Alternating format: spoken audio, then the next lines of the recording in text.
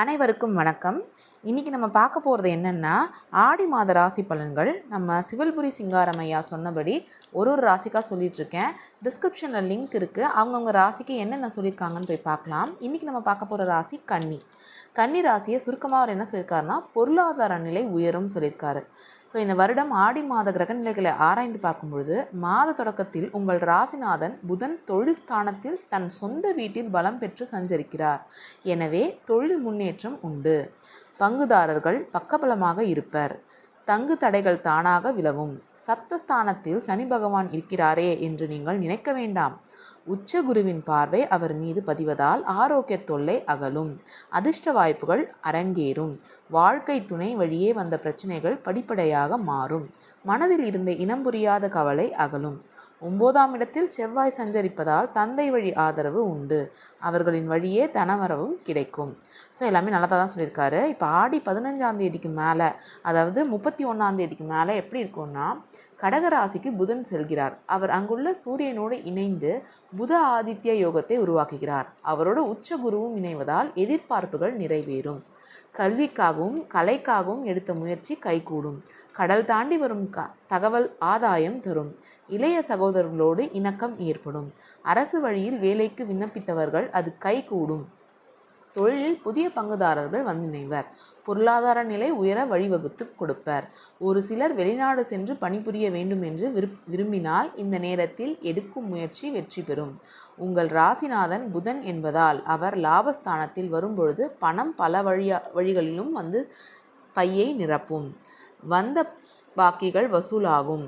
குடும்பத்தில் ஒன்றுக்கும் மேற்பட்டோர் சம்பாதிக்கும் சூழல் உருவாகும். புகழ்பெற்ற ஆலயங்களுக்கு சென்று வரவேன் என்ற எண்ணம் நிறைவேறும். இதெல்லாமே வந்து ஆடி 15ஆம் தேதி வரைக்கும். இப்போ ஆடி 16ஆம் தேதி என்ன ஆகுதுன்னா, மிதுன ராசிக்கு வந்து செவ்வாய் செல்கிறார். உங்கள் ராசிக்கு 3, 8 ஆகிய இடங்களுக்கு அதிபதியான செவ்வாய் மிதுனத்துக்கு வரும்போது தொழில் மாற்றம் உருவாகும். நடக்கும் தொழிலை கொடுத்துவிட்டு புதிய தொழில் தொடங்கலாமா என்று சிந்திப்பீர்கள். உடன்பிறப்புகளுக்கு வேலை கிடைத்து அதன் மூலம் உதிரி வருமானங்கள் கிடைக்கும். கடன் சுமை பாதிக்கு மேல் குறையும். இடம் பூமி விற்பனையால் ஏற்பட்ட பிரச்சனைகள் அகலும். வாடகை கட்டிடத்தில் நடைபெற்ற தொழிலை சொந்த கட்டிடத்திற்கு மாற்ற முயற்சிப்பீர்கள். அங்காரக வழிபாடு முறையாக மேற்கொள்வது மூலம் இக்காலத்தில் இனிய காலமாக மாற்றிக்கொள்ள இயலும். ஸோ இந்த டைம் உங்களுக்கு சூப்பராக இருக்குது. எல்லாமே நீங்கள் அதை அப்படியே ஃபாலோ பண்ணிக்கலாம். அடுத்தது வந்து கன்னி சுக்கிரனில் ஆடி 17ஆம் தேதி நடக்கும்போது என்ன ஆகும்னா, கன்னி ராசிக்கு வந்து சுக்கிரன் செல்கிறார். அங்கு நீச்சம் பெறுகிறார். உங்கள் ராசிக்கு 2, 9 ஆகிய இடங்களில் அதிபதியான சுக்கிரன் நீச்சம் பெறுவது நல்லதல்ல. தனவரவில் தடைகள் ஏற்படும். இனத்தார் மற்றும் இல்லத்தில் உள்ளவர்களின் பகை அதிகரிக்கும். பணத்தேவையை முன்னிட்டு கடன் வாங்கும் சூழல் ஏற்படும். நினைத்த நேரத்தில் செய்து முடிக்க இயலாது. தந்தை வழி உறவில் நெருக்கம் குறையும். பாகப்பிரிவினை தாமதப்படும். எதையும் ஒரு முறைக்கு பலமுறை யோசித்து செய்வதன் மூலம் வெற்றி காண இயலும். பொது வாழ்வில் உள்ளவர்கள் மாதத்திற்கு பிறகு எடுக்கும் முயற்சிக்கு பலன் தரும். வியாபாரம் மற்றும் தொழில் செய்பவர்கள் வருமானம் பெருக்கம் ஏற்படும். உத்தியோகத்தில் உயர்வு உண்டு. கலைஞர்களுக்கு முன்னேற்ற பாதை தெரியும். மாணவ மாணவிகளுக்கு படிப்பில் தேர்ச்சி ஒன்று. பெண்களுக்கு பிரச்சனைகள் படிப்படியாக குறையும். பொருளாதார பற்றாக்குறை அகலும். இம்மாதம் குரு வழிபாடு குதூகலம் வழங்கும். சரியா? சரி, சனி வக்ரம் இருக்கும்போது என்ன ஆகும் அப்படின்னு பார்த்தீங்கன்னா, மீன ராசியில் சஞ்சரிக்கும் சனி பகவான் இந்த மாதம் முழுவதும் வக்ர இயக்கத்திலேயே இருக்கிறார்.